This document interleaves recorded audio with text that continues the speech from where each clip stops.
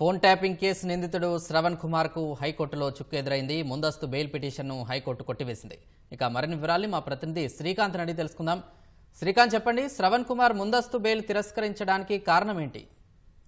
Panjagutta police station లో phone tapping case నమోదైంది. ఈ ఫోన్ ట్యాపింగ్ కేసులో అప్పటి ఎస్ఐబి చీఫ్ గా వ్యవహరించిన ప్రభాకర్ రావుతో పాటు ఓ మీడియా ఛానల్ అధినేత శ్రవణ్ కుమార్ తో పాటు మరికొంతమంది పోలీసు అధికారులపైన కేసు కూడా నమోదు చేశారు. ఇందులో ఈ కేసులో భాగంగానే తిరుపతన్న, భుజంగరావు, రాధాకిషన్ రావుతో పాటు డిఎస్పీ ప్రణీత్ రావును కూడా అరెస్ట్ చేసి రిమాండ్ తరలించారు. వాళ్ళు ప్రస్తుతం బెయిల్ పై బయటకు వచ్చారు. అయితే ఈ కేసులో A1 గా ఉన్న ప్రభాకర్ రావు, A2 గా ఉన్న శ్రవణ్ కుమార్ ప్రస్తుతం పరారీలో ఉన్నారు. వాళ్ళిద్దరు కూడా అమెరికాలో ఉన్నట్టు కూడా పోలీసుల దర్యాప్తులో తేలింది. అయితే శ్రవణ్ కుమార్ గత ఏడాది దాదాపు 4 నెలల క్రితం ముందస్తు బెయిల్ పిటిషన్ దాఖలు చేశారు. ఈ బెయిల్ పిటిషన్ పైన హైకోర్టులో ఇప్పటికే వాదనలు ముగిశాయి.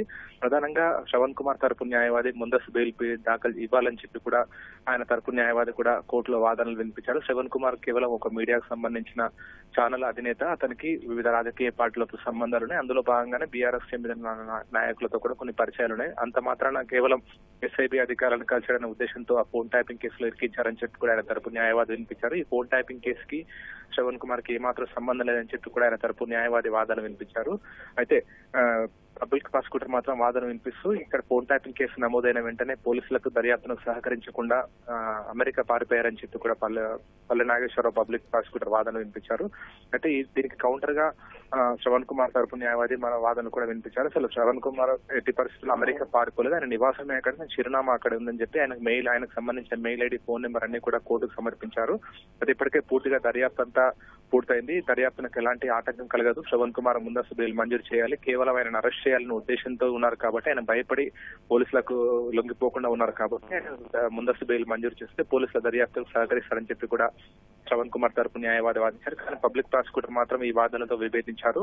కీలక సమాచారం రావాల్సి ఉంది. ఈ ప్రధాన నిందితులుగా ఉన్నంటే ప్రభాకర్ రావుతో పాటు శ్రవణ్ కుమార్ కూడా అమెరికాలో పారిపోయి ఉన్నారు కాబట్టి వాళ్ళని ఇక్కడికి రప్పించేందుకు తగిన చర్యలు జరుగుతున్నాయి కాబట్టి ఈ దశలో ముందస్తు బెయిల్ మంజూరు చేయదని చెప్పి కూడా పబ్లిక్ ప్రాసిక్యూటర్ వాదనలు వినిపించారు. అయితే పబ్లిక్ ప్రాసిక్యూటర్ వాదనలను పరిగణలోకి తీసుకున్న హైకోర్టు శ్రవణ్ కుమార్ ముందస్తు బెయిల్ పిటిషన్ రద్దు చేసింది. ఛార్జ్ షీట్ లో అతని పేరుంది, అంతేకాకుండా అతను నేరం చేయలేదని ఓవైపు వాదిస్తున్నప్పటికీ కనీసం పోలీసుల దర్యాప్తును సహకరించలేదు. చాలా కాలంగా కూడా అతను పరారీలో ఉన్నాడు అని పోలీసులు సమర్పించిన వివరాలను బట్టి తెలుస్తుంది కాబట్టి ఈ దశలో ఆయనకు ముందస్తు బెయిల్ మంజూరు చేయలేమని చెప్పి కూడా హైకోర్టు తెలిపింది.